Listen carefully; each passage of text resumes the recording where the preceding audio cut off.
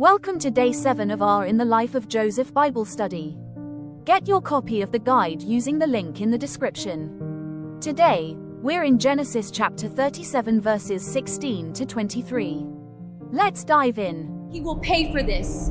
He will see. I swear it, he will regret this. So she kept his garment with her until his master came home. To her, it wasn't just cloth, it was the only evidence she needed to turn the truth into a weapon. She repeated the story to the house staff, building a consensus of lies. She framed the narrative before the judge even stepped through the door. Then it happened, that sudden shift in the air that signals a new season, a training season. The master, the chief executioner, was home. As soon as he came home, she repeated the same words she had used to prime the staff. She didn't give him time to breathe before the trap was sprung. I have been dishonored. He attacked me. Who? Speak.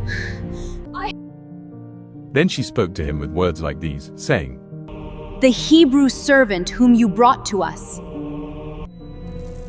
He tried to force himself upon me. Look at his cloak, the evidence.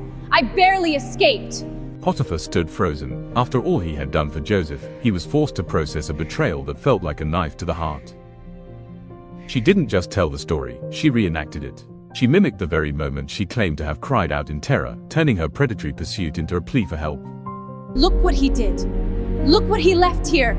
He attacked me. She held the fabric up as if it were a trophy of her narrow escape. She wrapped herself in a shawl and a lie, acting traumatized by the very presence of the man her husband had trusted most. With one final look of feigned betrayal, she sealed the lie. She didn't just attack Joseph's character, she attacked Potiphar's judgment for bringing him there. When he heard his wife's version of the story, Potiphar's anger was kindled. It wasn't an explosion, but a slow, burning realization of a deep betrayal. As the chief executioner, Potiphar had the power to end Joseph's life on the spot. But even in his rage, there was a hesitation, a choice to be made. Was he truly angry at Joseph, or was he suspicious of the wife who had done this before? He chose the prison over the sword, perhaps sensing a truth he wasn't ready to face. He took the safe path. He threw Joseph into the king's prison, a place of confinement, but also a place where God could begin the next phase of the training. You are banished. Leave this estate immediately. You are under arrest, Joseph. Come with us. I understand. They bound his hands, but they couldn't bind his spirit. Even as a prisoner, Joseph maintained the dignity of a man who knew his God was still with him. Potiphar watched from a distance. His Netflix and chill peace was gone. He had lost his most reliable manager, and the silence of his house now felt like a heavy burden. Joseph was led out of the gates he had once commanded. It was a walk of shame in the eyes of men, but a step of destiny in the eyes of God. Then Joseph's master put him into the prison, a place where the king's prisoners were confined. This wasn't a common jail, it was a holding place for those close to the throne. Joseph found himself in a new kind of association. These were men who had fallen from palatial heights, prisoners with royal, kingly, and palatial experience. Parallel to Esther's purification year, Joseph had proximity to the king's inner circle. His environment changed with no effort on his part, a signal of a new training season. And there he remained in the prison. But the Lord was with Joseph. The door was locked, but the presence of God was already inside. But the Lord was with Joseph. Even in the lowest pit, he wasn't alone. God's presence began to manifest as a steady, unchanging peace in the midst of the dark. The Lord showed him mercy and gave him favor in the sight of the keeper of the prison.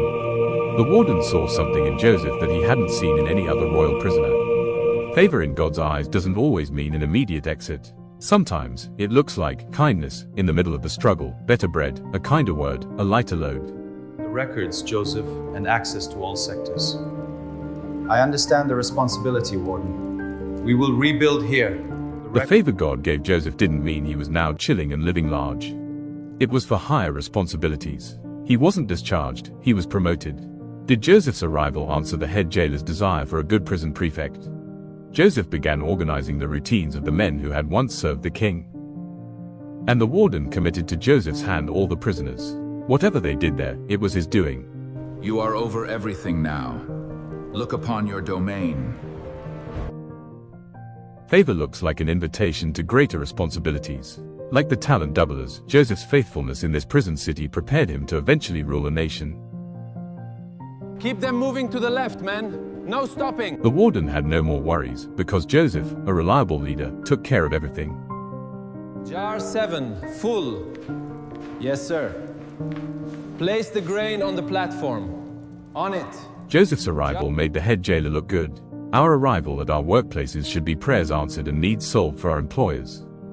The prison environment transformed and thriving despite the walls. Verily, verily, I say unto you, your environment doesn't stop God causing all you do to prosper.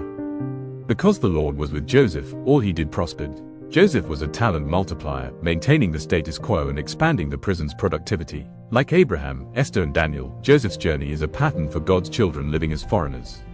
To find favor and prosper in countries that are not home. But the training wasn't over.